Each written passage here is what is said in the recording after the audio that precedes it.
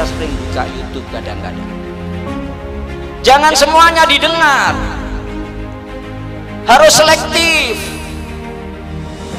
Begitu juga memilih penceramah dalam acara-acaranya umat Islam zaman sekarang juga harus hati-hati, karena nggak sedikit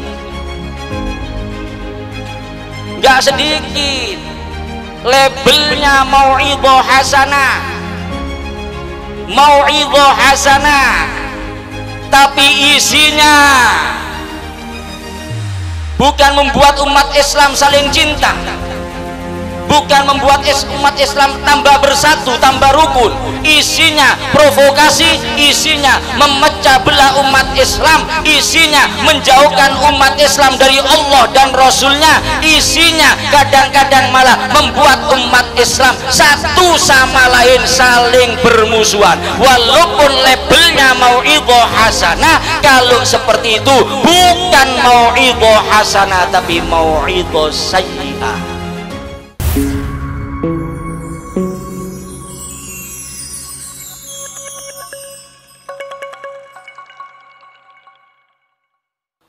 Assalamualaikum warahmatullahi wabarakatuh.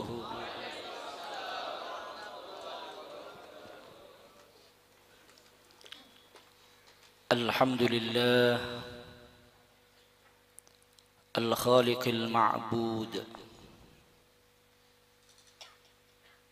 dzil fadli wal karami wal ihsani wal jud. وأشهد أن لا إله إلا الله وحده لا شريك له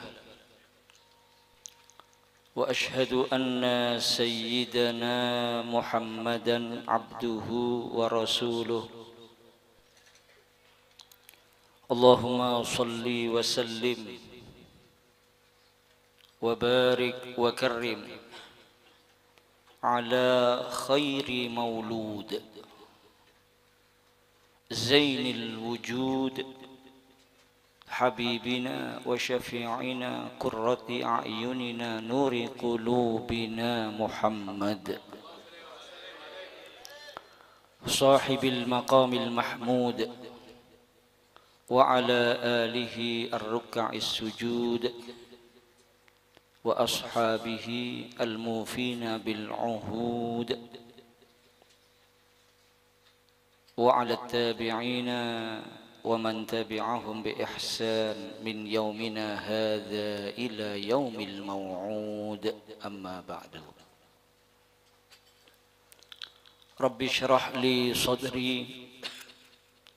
ويسر لي أمري واحلل عقدة من لساني يفقهوا قولي.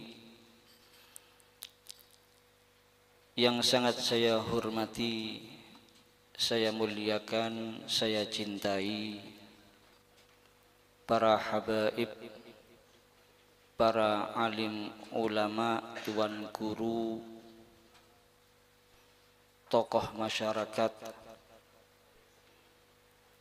wabil khusus yang sama-sama kita cintai, kita banggakan, pengasuh pondok pesantren Waladul Amin,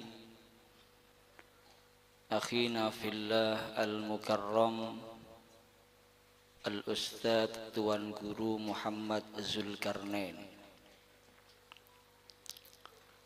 Tidak lupa pejabat pemerintahan yang hadir di malam hari ini, khususnya Bapak Lurah beserta perangkatnya, segenap wali santri, segenap panitia, para sesepuh dan hadirin hadirat, muslimin muslimat yang dirahmati Allah Subhanahu wa taala. Alhamdulillah, pertama-tama kita panjatkan rasa syukur kehadirat Allah Subhanahu wa taala. Malam hari ini kita dikumpulkan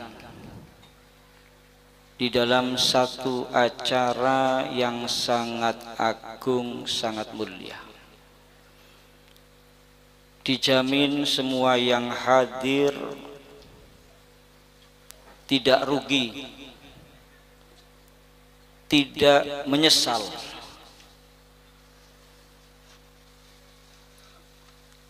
Acara ini penuh dengan barokah, dihujani rahmat, dan sekaligus menjadi pundi-pundi pahala bagi kita semua yang akan menjadi bekal kita di saat kita menghadap Allah Subhanahu wa ta'ala. Salawat serta salam kita haturkan, kita hadiahkan kepada manusia yang kita diperintahkan untuk banyak bersolawat dan bersalam kepada beliau, di mana satu kali solawat saja Allah Subhanahu wa ta'ala menulis bagi kita 10 kebaikan, menghapus dari kita 10 kejelekan, mengangkat derajat kita 10 derajat. Beliau junjungan kita, teladan kita, Nabi besar Muhammad sallallahu alaihi wa alihi wasallam.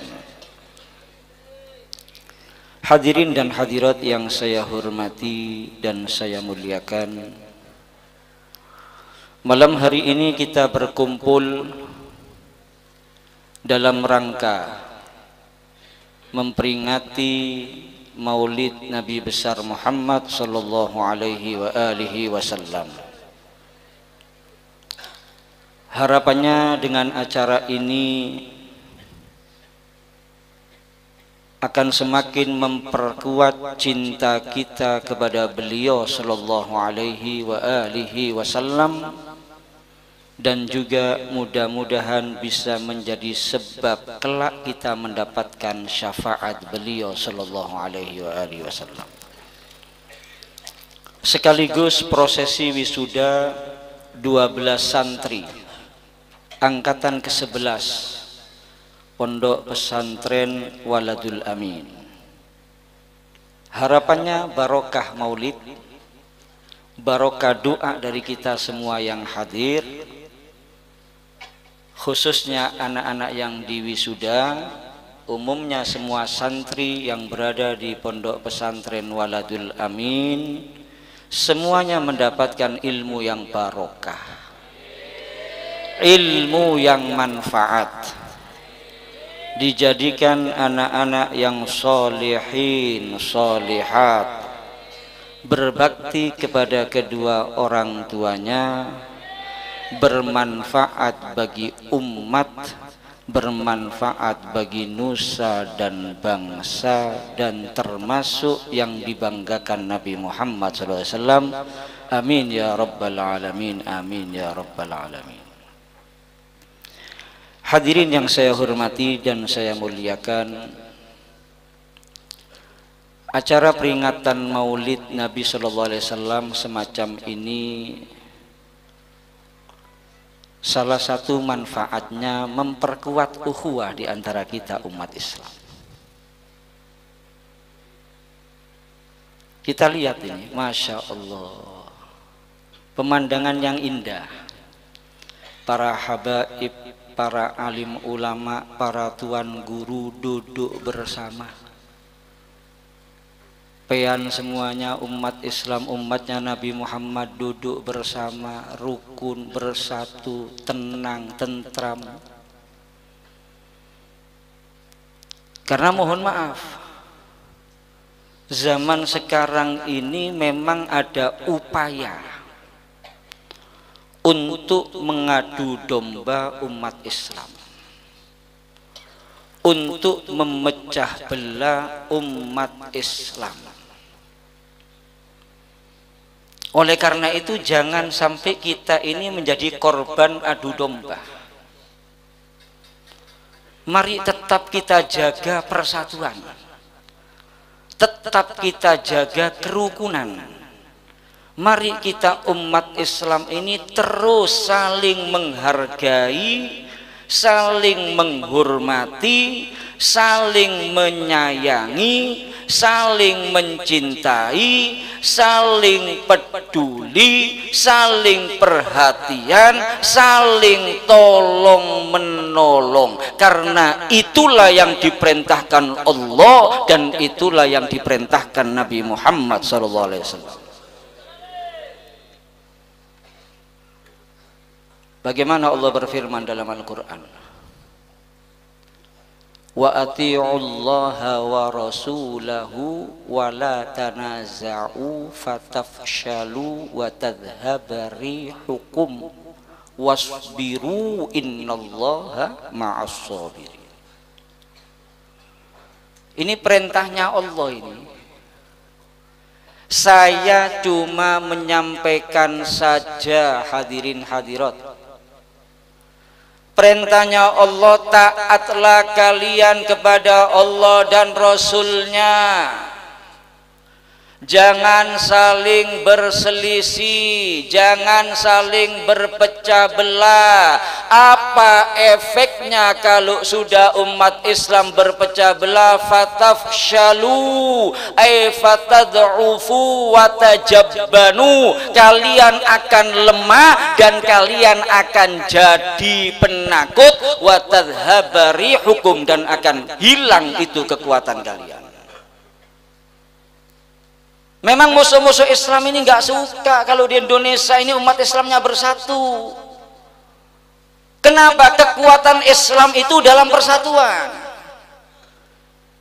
Gimana caranya supaya Islam ini lemah? Ya diacak-acak, diadu domba, diprovokasi dengan berbagai macam cara. Gimana umat Islam saling benci, saling musuh, saling caci, saling hina, saling fitnah, dan seterusnya.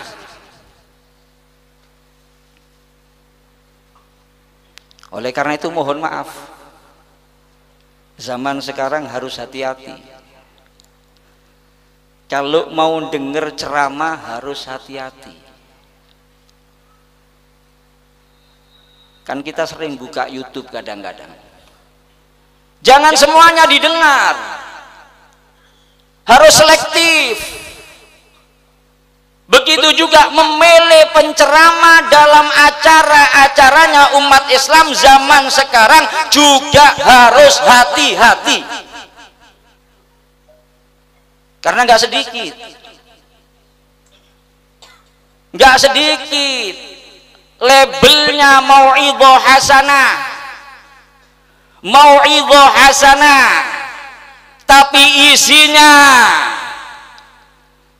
bukan membuat umat Islam saling cinta, bukan membuat umat Islam tambah bersatu, tambah rukun. Isinya provokasi, isinya memecah belah umat Islam, isinya menjauhkan umat Islam dari Allah dan Rasulnya, isinya kadang-kadang malah membuat umat Islam satu sama lain saling bermusuhan. Walaupun labelnya mau'idhah hasanah, kalau seperti itu bukan mau'idhah hasanah tapi mau'idhah sayyi'ah. Mau'idhah hasanah itu yang dengar semakin takwa kepada Allah, yang dengar semakin kuat imannya, yang mendengar semakin cinta kepada Allah, semakin cinta kepada Rasulullah, semakin cinta kepada saudara-saudaranya yang beriman, saudara-saudaranya seagama, semakin peduli, semakin perhatian, semakin menyayangi, semakin bersatu. Itu mau'idhah hasanah.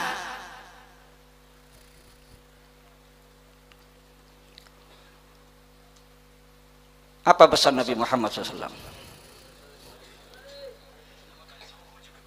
La tahasadu wa la tanajashu wa la tabaghadu wa la tadabaru wa la yabi' ba'dukum ala bai'i ba'din wa kunu ibadallahi ikhwana. Pesan siapa hadirin hadirat? Pesan manusia yang malam hari ini kita peringati kelahirannya.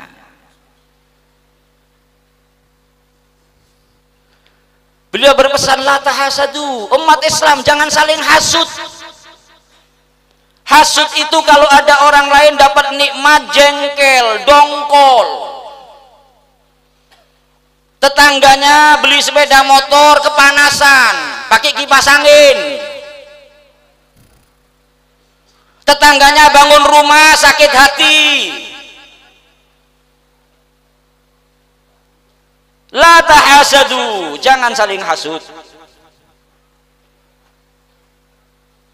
Wala tanajashu, jangan saling berbuat an-najas. Apa itu an-najas? An-najas itu kaitannya dengan jual beli. Dia bukan ingin membeli, cuma pura-pura saja jadi pembeli untuk menarik orang agar beli. Padahal barang yang dijual itu mungkin harganya sangat murah, bisa jadi mahal. Kalau katanya orang Jawa, cumbi. Katanya orang Jawa, kalau katanya orang Pangkalan, bun apa itu? Apa? Corogator. Wala tanajasu, wala tabaghadu, jangan saling benci. Wala tadabaru, jangan melakukan hal-hal yang bisa kalian berpecah belah, saling musuh. Wa kunu ibadallahi ikhwana. Pesannya Nabi, jadilah kalian hamba-hamba Allah yang bersaudara. Oleh karena itu hadirin hadirat yang dirahmati Allah, memperingati Maulid Nabi sallallahu alaihi wasallam bukan cuma sekedar peringatan, bukan cuma sekedar seremonial. Memang kita ini sudah sepatutnya memperingati lahirnya Nabi Muhammad SAW. Bagaimana Syekh Abdurrahman Ad-Dibai dalam Maulid Diba, beliau menyatakan, walau anna amilna kulla hinin li Ahmad maulidan qad kana wajib. Kalau misalnya kita mengadakan perayaan maulid seperti ini, bukan cuma setahun sekali, bukan cuma sebulan sekali, sepekan sekali, sehari sekali, kulla hinin, tiap saat kita berbahagia atas lahirnya Rasulullah, bergembira atas lahirnya Nabi Muhammad, bersuka cita, kita rayakan setiap saatnya lahirnya Nabi Muhammad SAW, maka semestinya itu sudah merupakan kewajiban kita sebagai umatnya Nabi Muhammad SAW.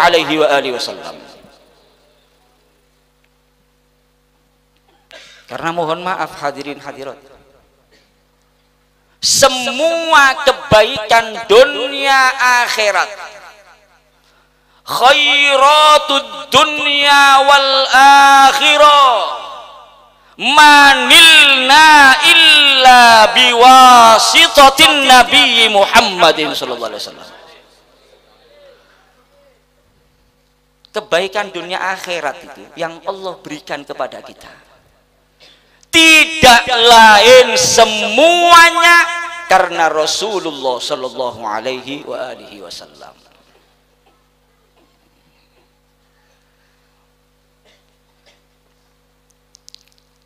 Kita menjadi umat yang paling istimewa. Semuanya sepakat, umat yang paling mulia, paling istimewa, paling dimanja oleh Allah, disayang oleh Allah, dicintai Allah, diberikan banyak keutamaan umatnya Nabi Muhammad SAW.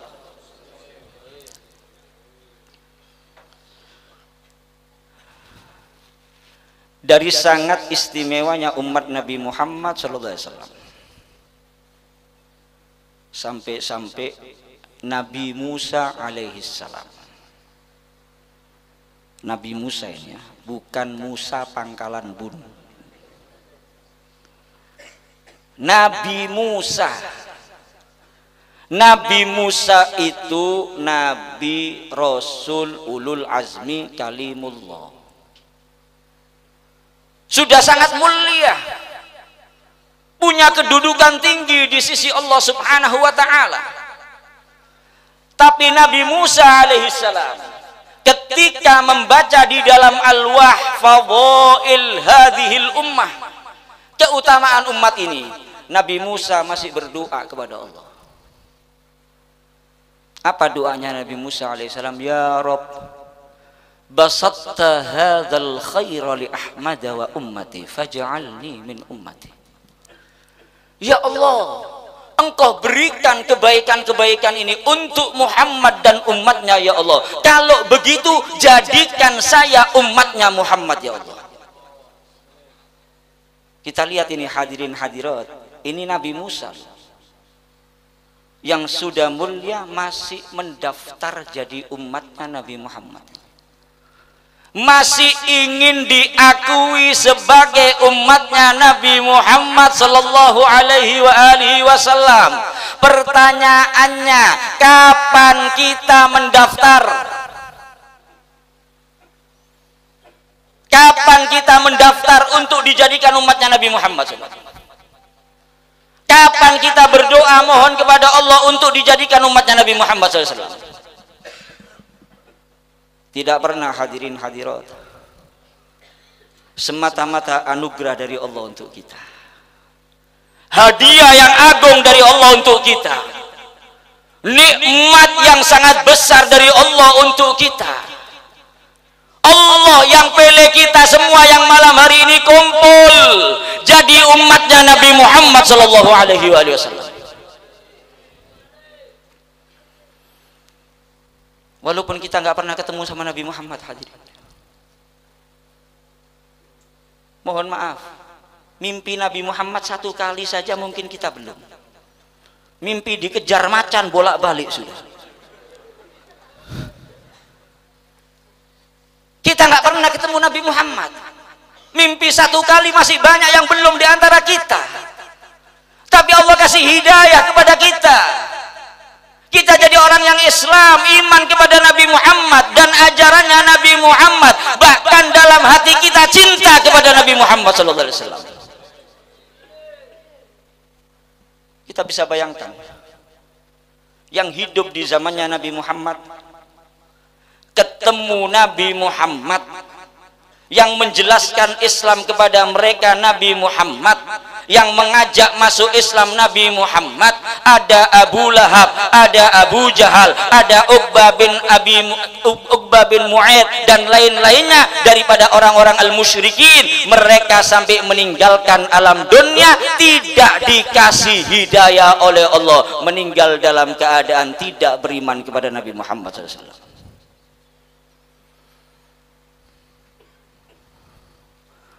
Oleh karena itu hadirin hadirat yang dirahmati Allah,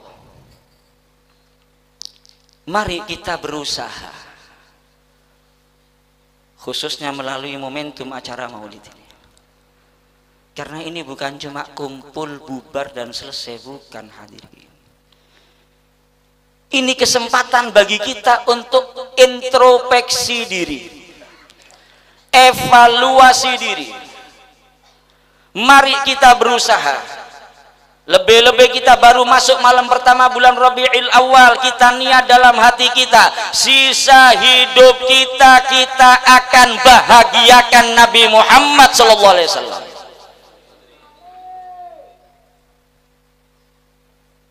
Kita bahagiakan. Di antaranya dengan apa? Ya tadi, yang rukun, yang bersatu, yang saling peduli, yang saling perhatian, saling menyayangi, saling mencintai, menghormati, menghargai. Itu cara kita membahagiakan Nabi Muhammad SAW.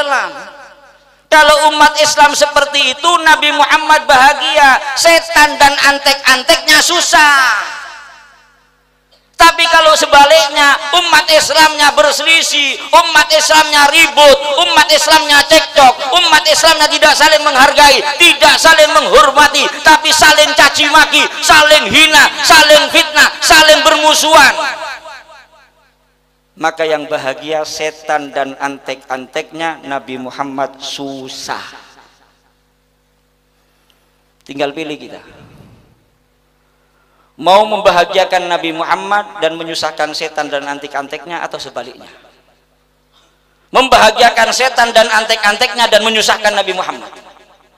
Tinggal pilih kita, dan saya yakin semuanya pilih ingin membahagiakan Nabi Muhammad,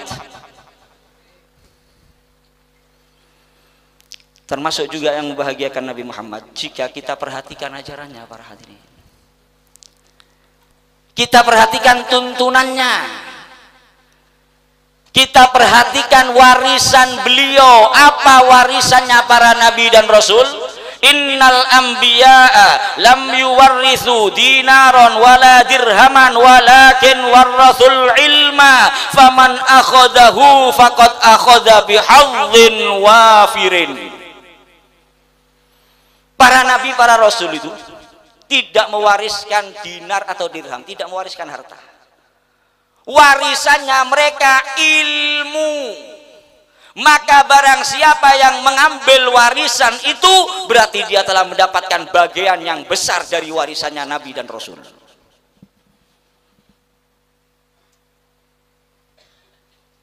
Ilmu nggak bisa ditawar. Ilmu agama tidak bisa ditawar. Walaupun peyang tidak jadi orang alim, tetap kalau sudah ngaku Islam dan iman, maka kita harus melandasi diri kita dengan ilmu agama. Kenapa? Karena nggak mungkin umat Islam itu bisa melaksanakan ajaran Islam dengan benar dan baik bi ghairi ilmin, tanpa ilmu. Dalam Safwatus Zubat Al-Imam Ibn Ruslan, beliau menyatakan apa? Wa kullu man bi ghairi ilmin ya'malu a'maluhu mardudatun la tuqbalu. Setiap orang yang beramal tanpa ilmu, ibadah tanpa ilmu, sholat asal sholat, puasa asal puasa, zakat asal zakat, berangkat haji asal berangkat, berangkat umroh asal berangkat, maka dikhawatirkan ada kesalahan. Kalau sudah ada kesalahan, amal ibadah yang dikerjakan ditolak dan tidak diterima oleh Allah Subhanahu wa ta'ala. Kalau kita lihat zaman sekarang ini, nggak sedikit umat Islam ini yang jauh dari ilmu agama. Sujud tilawah itu, sujud tilawah di dalam sholat, banyak yang nggak ngerti, banyak yang nggak ngerti. Pernah ada di daerah Kalimantan, sholat subuh hari Jumat kan sujud tilawah. Selesai sholat itu, ketika baca alif lam mim sajdah, selesai sholat, imamnya itu ada yang mendatangi ke imam, ditegur si imam ini nggak punya ilmu, so alim. Didatangi imamnya, ditegur, imam, mulai kapan di masjid ini sholat subuhnya 3 rakaat? Padahal sujud tilawah itu, dia nggak ngerti kalau itu sujud tilawah.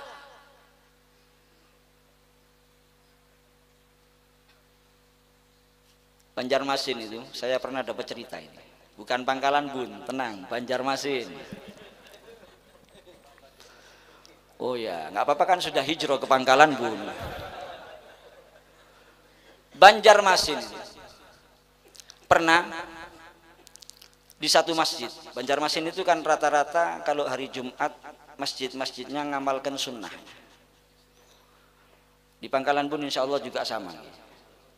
Jadi kalau hari Jumat sholat subuh itu memang sudah ada ketentuan dari Nabi Muhammad surat yang dibaca. Apa? Rakaat pertama alif lam mim as-sajdah, rakaat kedua al-insan. Agak panjang, nggak masalah karena ada ketentuan dari Nabi. Beda kalau Nabi tidak menentukan surat. Jadi imam pean jangan panjang-panjang.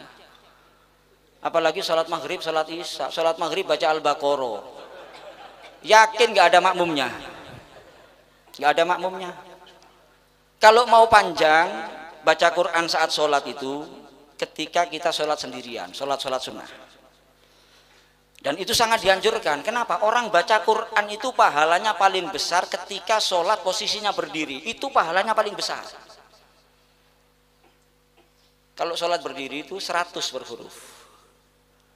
Kalau sholat duduk, bi ghairi udrin, tanpa udur, dan itu bolehnya dalam sholat sunnah. Kalau sholat wajib masih bisa berdiri, nggak boleh duduk. Tapi kalau sholat sunnah, walaupun mampu berdiri boleh duduk. Tapi ini untuk pengetahuan saja ya, jangan dipraktekkan. Terus tiap sholat sunnah duduk semua, jangan. Untuk keadaan-keadaan darurat, kalau berpean mungkin dari luar kota capek banget daripada nggak sholat sunnah sama duduk nggak masalah. Cuma pahalanya beda, 50%.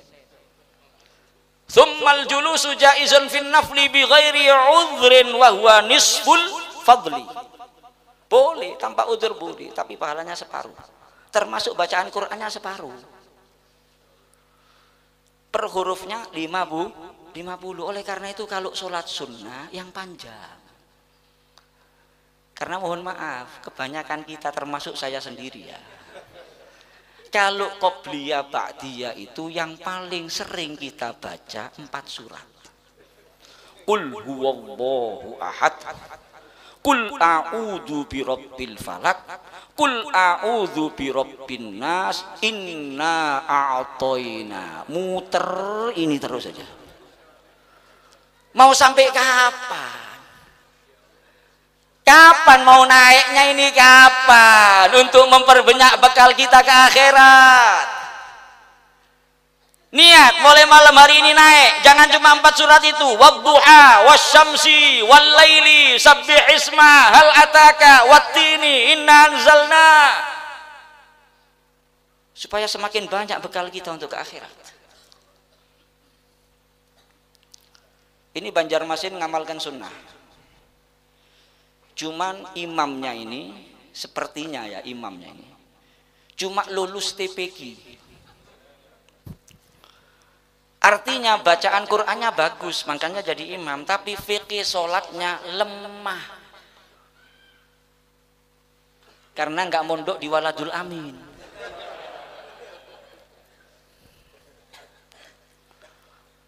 Sholat subuhnya masih awal waktu, masih gelap. Si imam gak hafal, ditulis itu di mihrab itu, pakai tulisan besar-besar itu, baca. Pada satu saat si imam ini lagi ngimami sholat subuh hari Jumat. Setelah Fatihah baru baca beberapa ayat, lampu mati. Mau lanjut gak hafal, mau baca gak kelihatan. Ilmu sholat nggak punya, akhirnya bingung dalam sholat. Apa yang dilakukan? Diam saja, nunggu lampu nyala. Karena lama nggak nyala-nyala, khawatir sama makmumnya ditendang dari belakang atau dijerongkokkan dari belakang. Akhirnya tengah-tengah sholat putar balik, makmumnya diajak musyawarah, dinego, izin dulu, gimana kalau saya ganti wadduha. Ini dalam sholat. Ini bahayanya kalau orang itu nggak punya ilmu. Oleh karena itu hadirin hadirat yang dirahmati Allah, keberadaan ulama di tengah-tengah kita, pondok pesantren di tempat kita, itu nikmat yang agung dari Allah Subhanahu wa ta'ala. Jangan disia-siakan, manfaatkan dengan sebaik-baiknya. Kan kadang-kadang zaman sekarang ini datang ke tuan guru hanya minta air, penerang hati, supaya dapat jodoh, supaya tanahnya laku, urusan dunia saja. Kadang-kadang datangnya ke tuan guru itu yang isinya hanya kadang-kadang keluhan. Tuan guru, saya mau minta solusi. Ya, apa silakan. Saya ini banyak hutang tuan guru. Kata tuan gurunya sama. Yang nggak enak datang kadang-kadang, yang enak-enak lupa. Artinya mari kita manfaatkan, tanya tentang ilmu, duduk hadiri majelis-majelis ilmunya selagi mereka masih ada di tengah-tengah kita sebelum dipanggil oleh Allah. Kadang-kadang umat Islam kan nggak seperti itu kebanyakan. Ketika masih hidup yang ngaji 10, 20, mati satu kampung ngubur semua. Ribuan yang ngubur. Hidupnya nggak ada yang ngaji.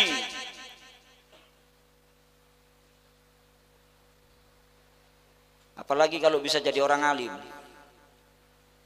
Oleh karena itu kepada adik-adik tadi ini, benar sekali yang disampaikan tadi. Belum selesai. Karena ngaji itu nggak ada selesainya. Nabi Muhammad itu nggak diperintahkan oleh Allah untuk berdoa yang lain, cuma diperintahkan apa? Wa qur rabbi zidni ilma. Jangan pernah berhenti mengaji. Al-Imam Ahmad bin Hanbal itu sudah sepuh, sudah tua renta, nggak berhenti ngaji. Sebagian orang tanya kepada beliau, ila mata satastamirru fi thalabil ilmi ya imam, sampai kapan engkau ini ngaji terus kayak gini nih, sampai kapan wahai imam? Apa jawaban beliau? Ma'al mihbaro ilal makbaro, saya akan terus bersama tinta sampai saya masuk kuburan. Al-Imam Syafi'i radhiyallahu anhu, Al-Imam Syafi'i imam madhab, kita rata-rata bermadhabkan madhabnya Al-Imam Syafi'i. Sudah hebat ilmunya, 7 tahun beliau itu sudah hafidul Quran. 10 tahun beliau itu hafidul muwatta lil Imam Malik, hafal hadis muwatta'nya Imam Malik. Umurnya berapa? 10 tahun. Umur 15 tahun oleh guru-gurunya sudah diizinkan untuk memberikan fatwa. Dari hebatnya ilmu beliau. Tapi bagaimana diceritakan? Ketika beliau sudah sepuh, bahkan sudah sakit. Sakitnya beliau itu bawasir, mengeluarkan darah dari jalan belakang. Kalau bahasanya kita mungkin amben. Itu beliau di Mesir, dengar di Son'a. Son'a itu di Yaman. Ada orang alim, maka beliau dari Mesir melakukan perjalanan ke Son'a. Tengah jalan penyakitnya semakin parah. Orang-orang yang menemani beliau mengingatkan kepada beliau, wahai imam, kalau dilanjut engkau bisa meninggal dunia di tengah jalan karena penyakitmu semakin parah. Apa jawaban beliau? La budda min Son'a wa intolas safar. Tetap saya harus ke Son'a walaupun perjalanan ini jauh, demi ilmu.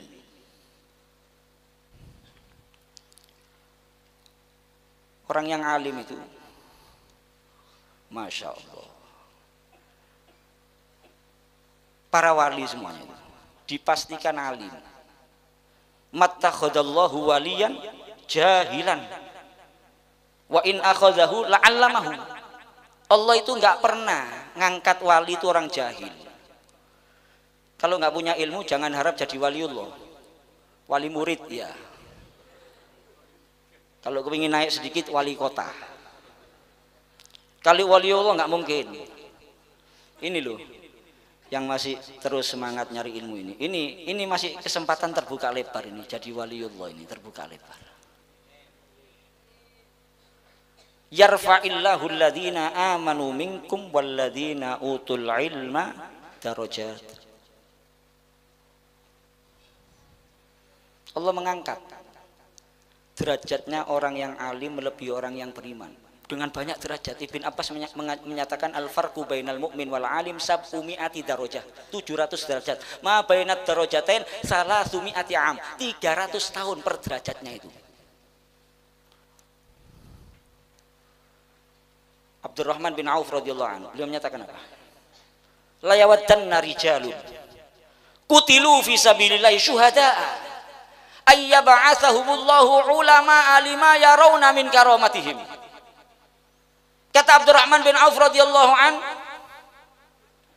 benar-benar orang yang meninggal di jalan Allah sebagai para syuhada, mereka kelak di akhirat akan berharap untuk dibangkitkan bersama para ulama ketika melihat kemuliaan para ulama di sisi Allah.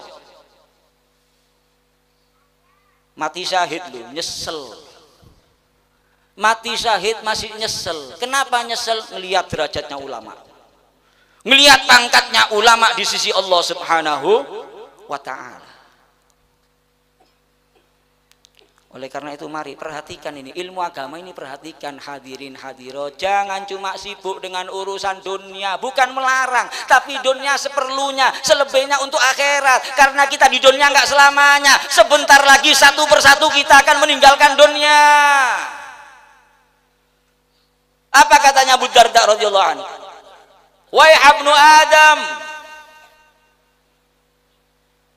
ma yanfa'u malun yazidu wa umrun yang kusu. Celaka ibn Adam, anak Adam manusia, tidak bermanfaat.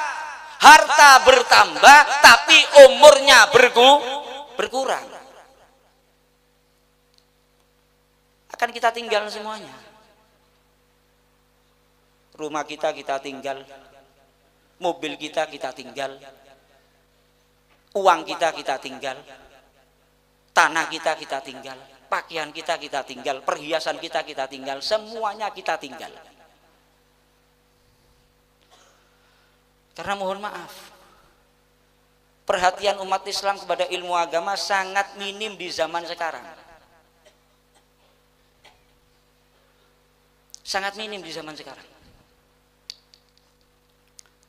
Seakan-akan yang wajib itu bukan ilmu agama sekarang. Terbalik, ilmu yang lain yang wajib, ilmu agama cuma sebagai pelengkap. Ilmu agama yang sekunder, ilmu yang lain primer. Seakan-akan seperti itu.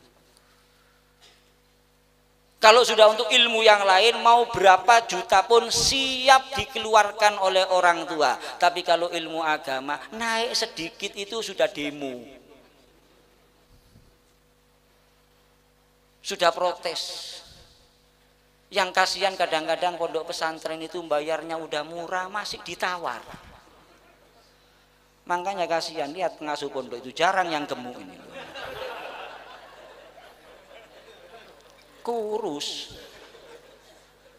banyak beban, mikir bangunan, mikir makannya santri, mikir gajinya guru, mikir ini, mikir itu, mikir macam-macam, banyak pikiran. Oleh karena itu yang duitnya lebih, jangan berat-berat. Mau dipakai apa uangnya? Mati sepeser pun nggak dibawa. Buat untuk investasi akhirat. Dukung, support perjuangan agama, termasuk diantaranya melalui pondok pesantren.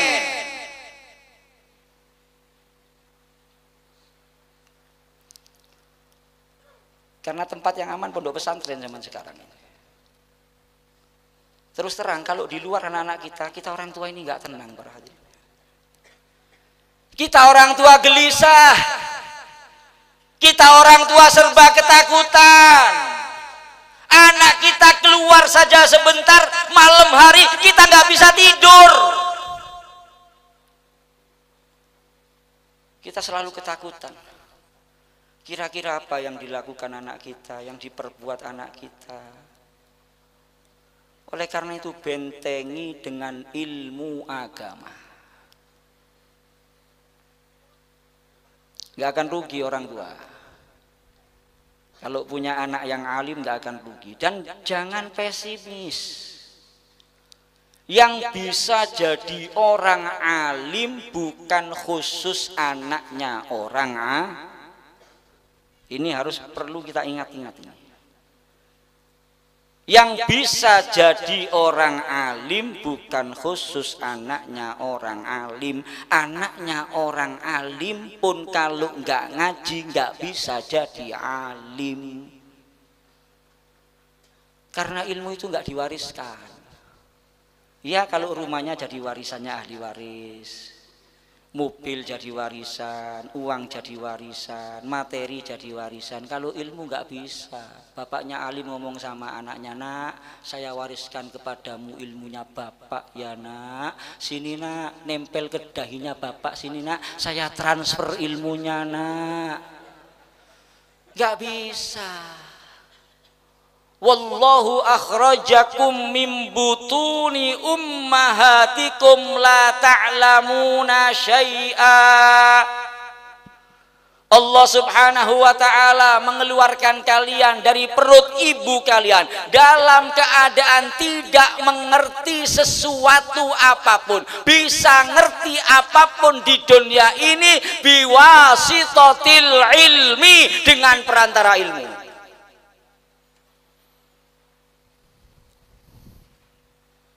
Oleh karena itu jangan pesimis.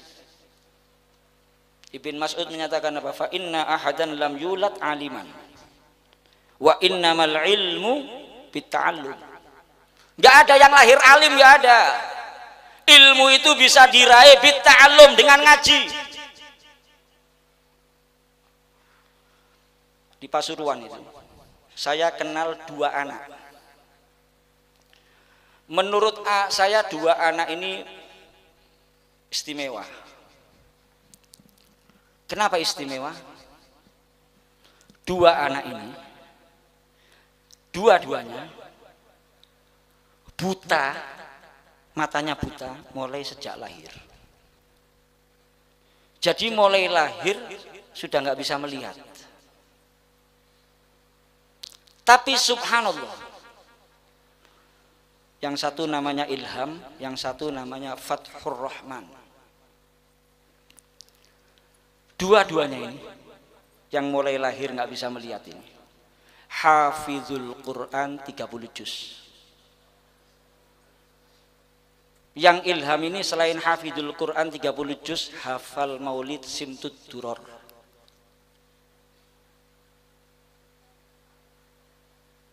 Yang matanya melihat kadang-kadang mohon maaf, ngaji Quran nggak bisa.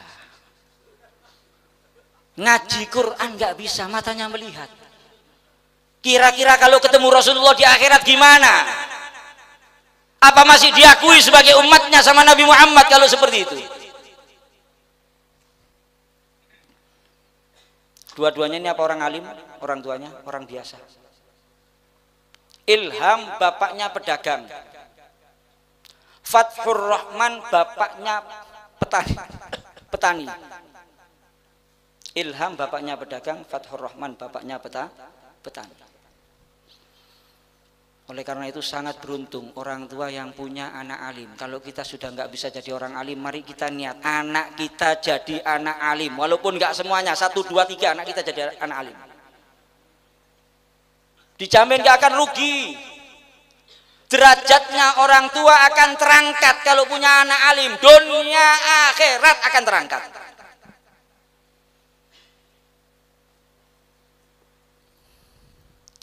Tidak akan rugi. Dalam tafsir At-Tabari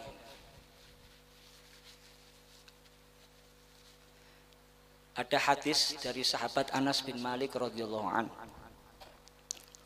Qala Rasulullah sallallahu alaihi wasallam,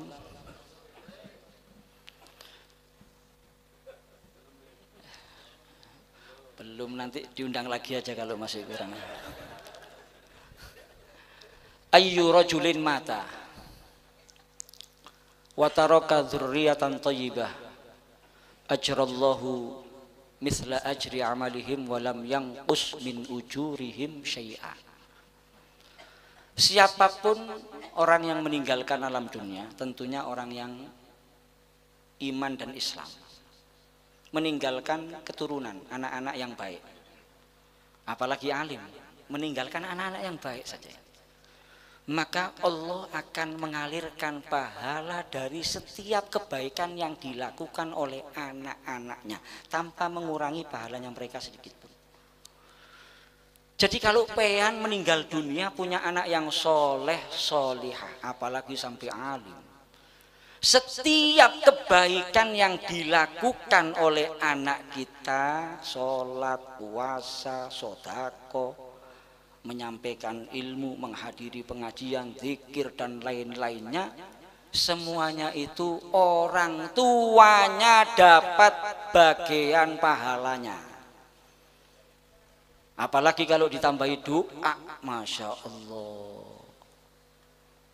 mendoakan orang tuanya yang sudah meninggalkan alam dunia dengan istiqomah, tambah lagi hadirin hadirat yang dirahmati Allah.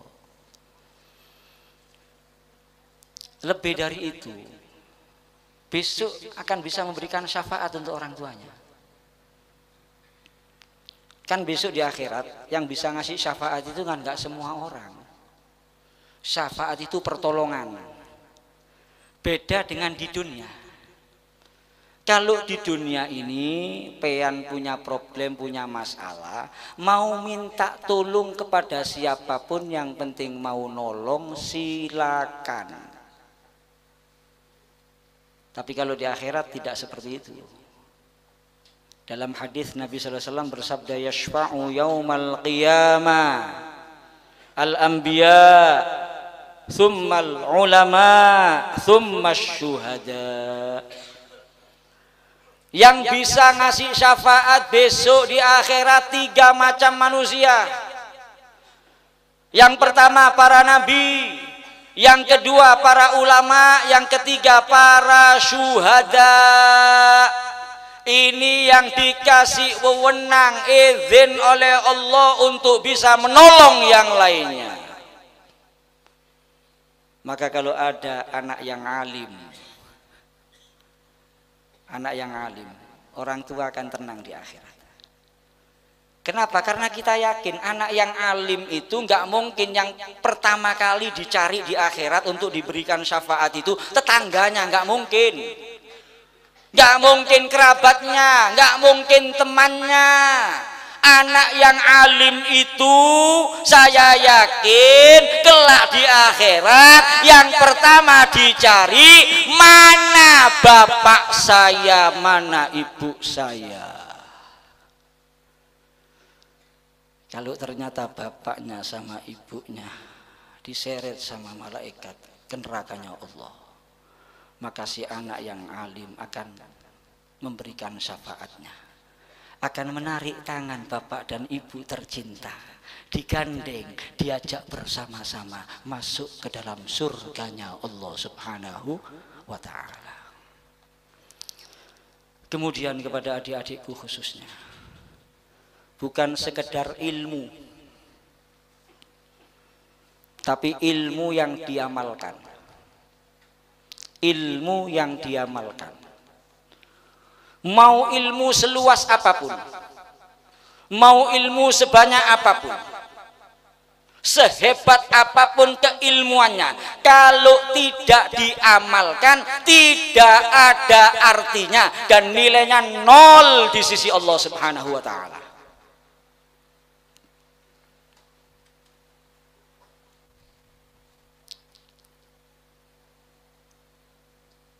Para ulama yang mereka punya derajat tinggi, pangkat tinggi di sisi Allah, silakan kita cross check. Mereka semuanya bukan cuma ilmu,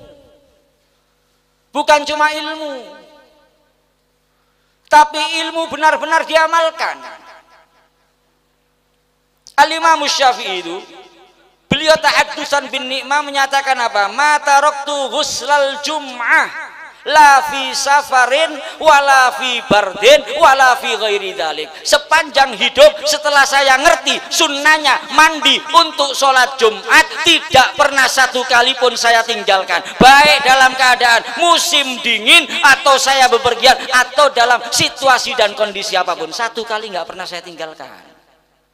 Jadi Al-Imam Syafi'i sunnah nggak berani ninggalkan, apalagi yang wajib. Dan ini kelemahan kita umat Islam, banyak ilmu kita tahu tapi nggak kita amalkan. Hadirin hadirat, kita ngaku cinta Rasulullah tapi banyak sunnah-sunnahnya Rasulullah kita sepelekan, kita remehkan, kita abaikan. Siapa yang nggak tahu kalau pakai siwak sholat itu sunnah? Semuanya tahu, siwakan kita. Banyak yang nggak pakai siwak sholatnya, tahu siwak itu sunnah tapi nggak dikerjakan. Apa manfaatnya? Padahal Nabi bersabda, rakaatani bisiwak khairum min sab'ina rakaat bi ghairi siwak. 2 rakaat pakai siwak lebih utama daripada 70 rakaat tidak pakai siwak. Siwak kan nggak pernah, rokokan istiqomah.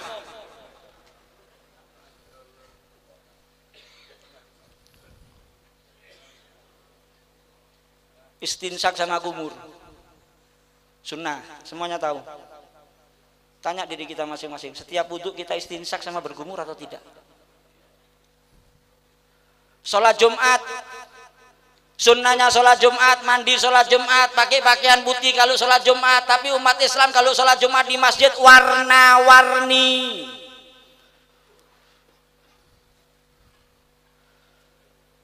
Yang sunnah saja kita, Masya Allah, yang ringan-ringan kita tinggalkan.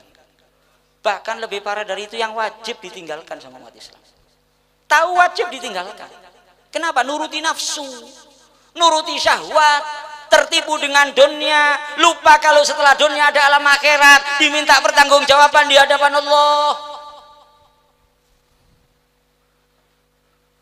Al-Imam Sya'rani, beliau berkata apa? Sahibtu Asy-Syaikh Muhammadan Al-Khatib Asy-Syarbini muallif al-Mughni 40 sanatan fama ra'aituhu amila fihi makruhan. Kata Imam Sya'rani, saya ini bersahabat selama 40 tahun dengan Asy-Syaikh Muhammad Al-Khatib Asy-Syarbini, pengarangnya kitab Mughnil Muhtaj. Dan selama 40 tahun itu saya belum pernah satu kali saja melihat beliau melakukan yang makruh. Bukan haram loh, makruh. Habib Abdullah bin Husain bin Thohir yang ngarang Sulamut Taufik, guru dari ayahandanya Al-Habib Ali bin Muhammad Al-Habsyi, Al-Habib Muhammad bin Husain Al-Habsyi, guru beliau.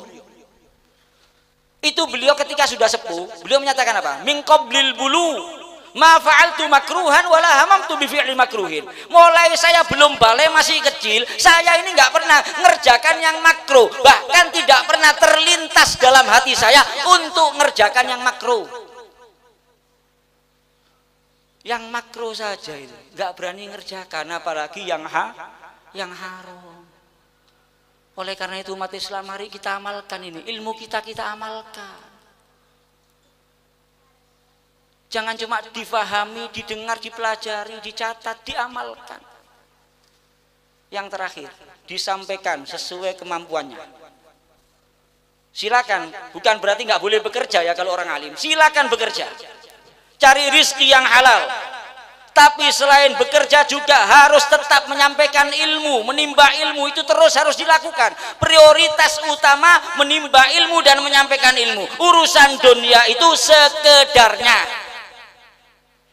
Jangan terbalik, dari pesantren sibuk dengan kerjaan, hilang ilmunya. Hilang ilmunya. Kita semua ini yang bisa ngajar semampunya, walaupun kepada keluarga, kepada tetangga. Fadilahnya orang nyampaikan ilmu itu sangat besar. Al-Imam Al-Hasanul Basri rahimahullah, beliau menyatakan apa? La an ata'allama baban minal ilmi fa'u'allimahu musliman ahabbu ilayya min an takuna liyad dunya kulluha fi sabilillah. Kata beliau, saya belajar satu bab dari ilmu, satu bab ini, babus sholat, babus som, babus zakah, babul haj. Saya belajar satu bab dari ilmu, kemudian saya sampaikan kepada satu orang saja. Itu lebih saya sukai daripada dunia seisinya milik saya dan saya infakkan di jalan Allah. Dari sangat besarnya fadilahnya orang menyampaikan ilmu. Ya, ini saja mungkin, mudah-mudahan manfaat. Kita mohon kepada Allah Subhanahu wa taala, mudah-mudahan kita semua, keluarga kita, anak-anak kita dalam sisa hidup bisa menjadi umat yang membahagiakan Nabi Muhammad SAW, tidak menyusahkan Nabi Muhammad SAW, tidak mengecewakan Nabi Muhammad SAW. Mudah-mudahan kalau saat ini kita diakui sebagai umatnya Nabi Muhammad SAW, harapannya sampai kelak di akhirat ketika berjumpa Rasulullah tetap diakui sebagai umatnya. Para hadirin, tetap diakui sebagai umatnya. Kita berharap kepada Allah malam hari ini kita tidak berkumpul kecuali karena cinta kepada beliau, karena mahabbah kepada Nabi Muhammad SAW. Itu yang mendatangkan kita malam hari ini hadir di tempat ini. Maka kita mohon kepada Allah, sebagaimana saat ini kita berkumpul karena cinta kepada Rasulullah SAW, mudah-mudahan kelak di akhirat, di padang mahsyar, kita bersama-sama dikumpulkan di barisannya Nabi Muhammad SAW, di sofnya Nabi Muhammad SAW, di bawah benderanya Nabi Muhammad SAW, berjumpa Nabi Muhammad, memandang wajah beliau, mendengar suara beliau, mencium aroma wangi beliau, minum dari telaga beliau, melewati sirat di belakang beliau, masuk surga bersama beliau, selamat dari neraka bi syafaatin Nabi Muhammad sallallahu alaihi wa alihi wasallam. Amin ya rabbal alamin, amin ya rabbal alamin. Rabbi faj'al mujtama'na ghayatu husnul khitami wa'tina ma qad sa'alna min atayakal jisami wakrimil arwaha minna bilika khairil anami wablighil mukhtaru anna min salatin wa salami. Allahumma inna na'udzu bika min ilmin la yanfa' wa qalbin la yakhsha' wa amalin la yurfa' wa du'ain la yusma' bi rahmatika ya arhamar rahimin wa ya akramal akramin. Rabbana hab lana min azwajina wa dhurriyyatina qurrata a'yun waj'alna lil muttaqina imama. Allahumma barik lana fi auladina wahfadhum warzuqhum wa la tadurrahum wa wafiqhum li ta'atika warzuqna birrahum bi rahmatika ya arhamar rahimin. Wa sallallahu ala sayyidina Muhammadin wa ala alihi wa sahbihi wasallam. Alhamdulillah rabbil alamin. Jika ada kata-kata yang kurang berkenan, mohon maaf yang sebesar-besarnya. Assalamualaikum warahmatullahi wabarakatuh.